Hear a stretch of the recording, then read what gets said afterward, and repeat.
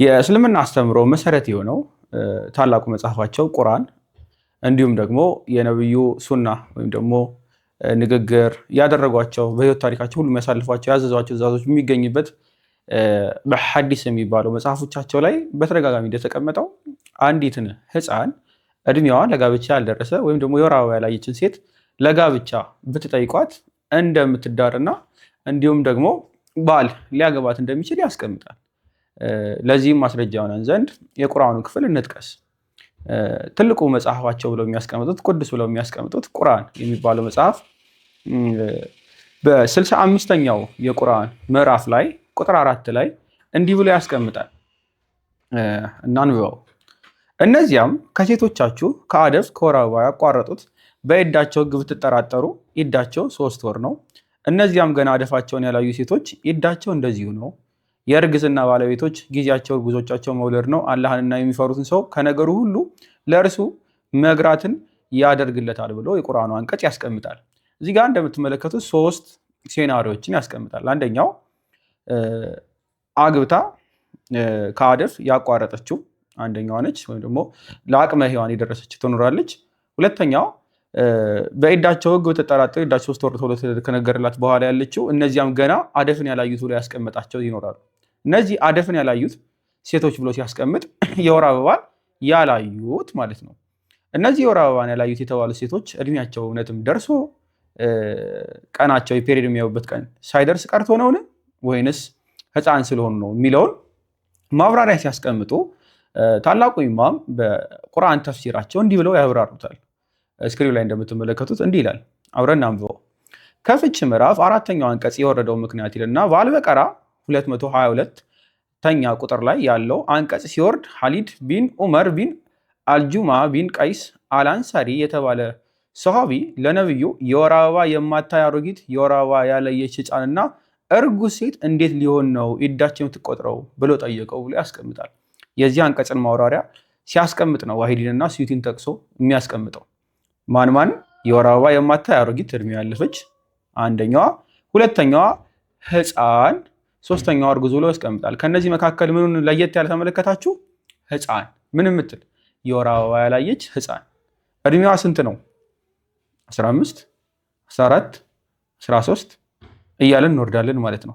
አንዲት የወር አበባ ያላየች ሴት ህፃን ተብሎ ከተነገረ የ1 ዓመትም የ2 ዓመትም የ3 ዓመትም ይሆናል።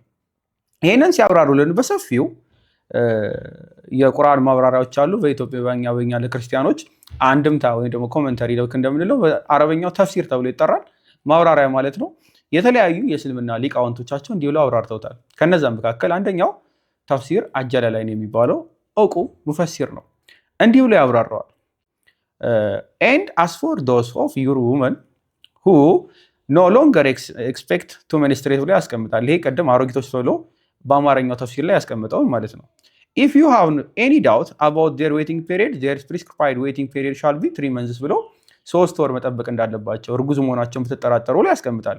ዋናው ፓርት እኛ የምንፈልገው ፓርት እዚህ ጋር ነው ያለው። and also for those who have not yet menstruated ይላል። እና እስካሁን ድረስ ወይም ደግሞ በዘመናቸው ፔሪድ ያላዩትንም ሴቶችን ብሎ ያስቀምጣል። እነማን ናቸው? because of their young age ብሎ እድሜያቸው ገና ህፃን የሆኑት ያልደረሱት ልጆች የሆኑትን ብሎ ያስቀምጣል። እያወራ ያለው ልብ በሉ ስለ ጋብቻ ሳይሆን ከተጋቡ በኋላ እንዴት መፍታት ይቻላል ስለሚለው ነው። ስለ ፍቺ ነው። ምዕራፉ ሱረቱ ተለቅ ይባላል። የፍቺ ምዕራፍ ነው።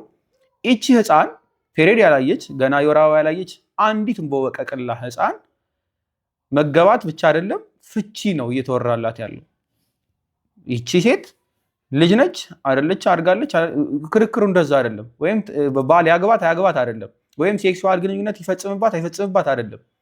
ባይፈልጋት መፍታት ቢፈልግ ሴት ልጇ ይቺ ህፃን ልጅ እርጉዝ መሆኗንና ለመሆኗን ለማረጋገጥ 3 ወር እንጠብቅ አንጠብቅ የሚለው ክርክር ላይ ነው መልስ እየተመለሰ ያለው። ስለዚህ ምን ብሎ ያስቀምጣል? their period shall also be 3 months ብሎ ያስቀምጣል። 3 ወር የወር አበባ ባታይም ሴክስ ሲፈጽምባት ምናልባት ድንገት የመጀመሪያዋን አንዲቱን የወር አበባ የምታይበትን የመጀመሪያ ጊዜዋን ልታይ የምትችልበት ቻንስ ይኖራልና 3 ወር ትጠበቅ ብሎ ያስቀምጣል። ስለዚህ በእስልምና ፔሪድ ያላየችን አንዲትን ቦቀቅላ ህፃን አግብቶ ተገናኝቶ መፍታት ይቻላል። ሲፈታም ደግሞ እርጉዝቱን አትሆን ለማረጋገጥ 3 ወር ጠብቅ፣ ምናልባት የመጀመሪያ ፔሪዷን ልታይ የምትችልበት ጊዜ ሊሆን ይችላል ተብሎ ያስቀምጣል ማለት ነው። ይሄንን ተፍሲር አጀለላይ ነው እንደሚያስቀምጠው። አንድ ምሁር አንድ ሙፈሲር ወይም የቁርአን አብራሪ ብቻ ነው የሚለው ስትሉ አይደለም። ሁለተኛ እናስቀምጥ ተፍሲር ኢብን ከቲር።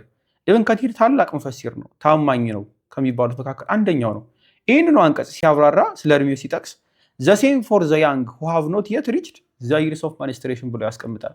ተመሳሳይ 3 ወር ልክ ለአሮጊቷ እንደሚጠበቀው ለዚችም ለህፃኒቱ 3 ወር ተጠብቅ ብሎ በተመሳሳይ መንገድ ያስቀምጣል ማለት ነው።